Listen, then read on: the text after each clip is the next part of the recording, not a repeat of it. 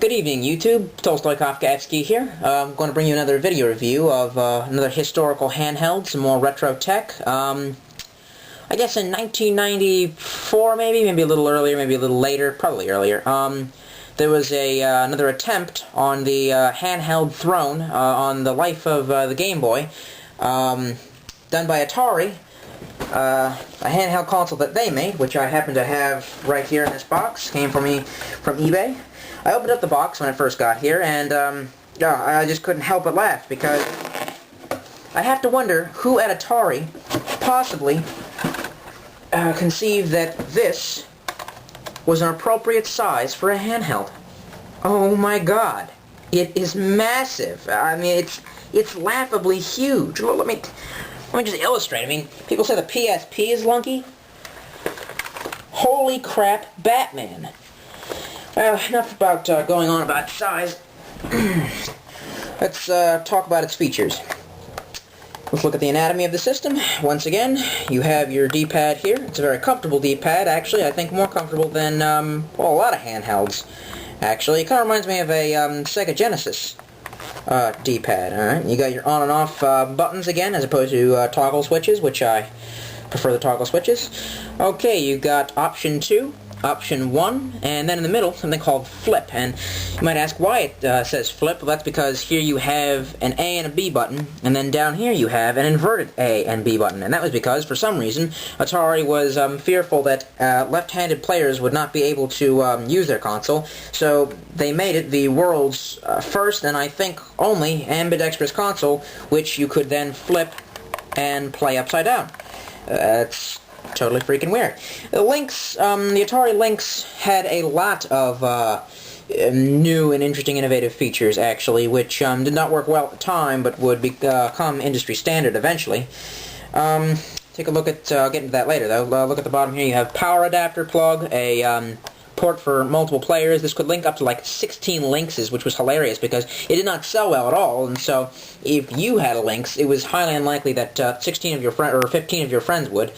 Headphone jack, which, well, I don't know if that was standard by that point or not. Volume scroller.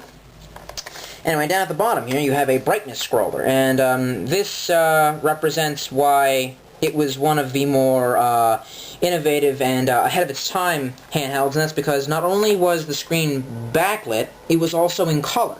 This was the world's first color portable handheld console. And, well, that's saying something, I suppose. Look on the back here, you have a hatch, behemoth hatch, to hide 6 AA batteries, which is an unholy amount of power. It's a lot like, I guess the game, or not, what was it called? The Game Gear, yes, the Sega Game Gear, and then the other mistake by Sega, the Nomad. Alright, well, suppose you'd want to see a demo of this. It came with one game. Notice that the games do not load into this end or this end. They actually load into this end. Changing games is one of the bigger pain in the asses I've ever had to deal with of any console. Trying to get this little hatch open here. There we go. You can kind of see the cartridge is kind of in there. It's impossible to try to get out. I'll make an attempt to... There we are. Game's called Electro Cop for the Lynx. I'm afraid every time I open it that I'm going to freaking break it. It does not, like the WonderSwan collar, it does not activate unless there's a game cartridge in there, which is why, again, I thought it was broken when it first got here. My apologies to the people on eBay. Turn it on.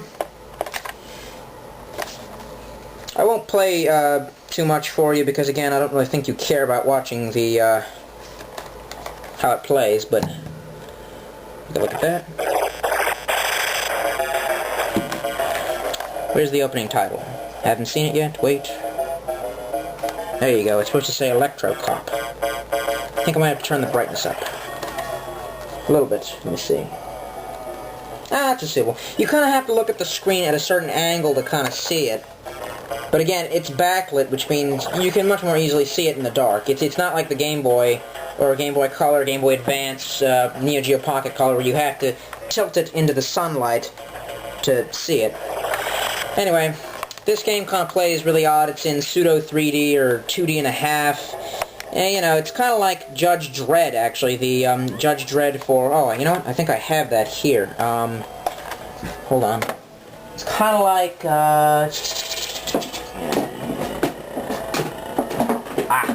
here we are. It's kind of like the game Judge Dredd for